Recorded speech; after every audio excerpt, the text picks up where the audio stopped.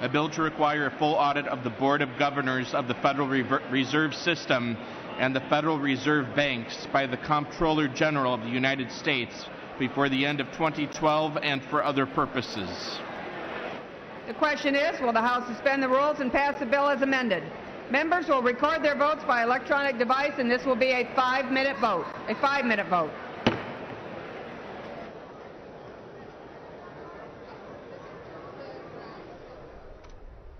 And it's the last vote in this series. The House just failing to approve the administration's offshore drilling plan, but they did by a vote of 253 to 170 approve the Republican bill, which would replace President Obama's plan with one that would add additional areas for offshore oil and gas drilling. Last vote here is on a bill sponsored by Congressman Ron Paul, which would require the Government Accountability Office to conduct an audit of all activities of the Board of Governors of the Federal Reserve System and Federal Reserve Banks and report to Congress within 12 months of enactment. It is a 5-minute vote, the last in this series, and the House will next move on to initial debate on a bill that would prevent federal agencies from writing or issuing new regulations that would cost more than $100 million for 2 years or until the unemployment rate drops to 6% or less. We expect lengthy debate on that, including a number of amendments and all of that ahead. The big vote attention on Capitol Hill turns to the Senate next with a 4 p.m. vote expected. 2 votes on Republican, Democratic, and Republican plans on extending this so-called Bush tax cuts, the 2001 and 2003 tax cuts. Both the Democratic plan and the Republican plan will get a straight up and down vote, and that's expected to happen about 4 p.m. Eastern. You can follow that on our companion network, C-SPAN 2.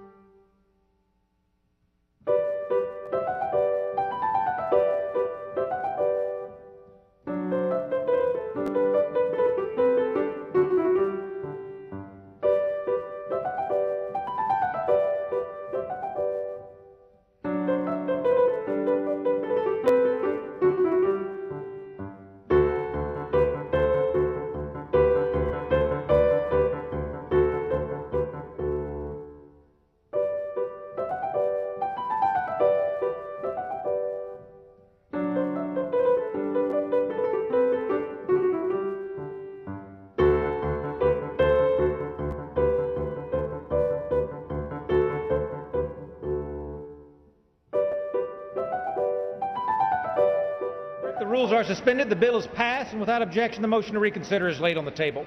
Without objection, the title is amended.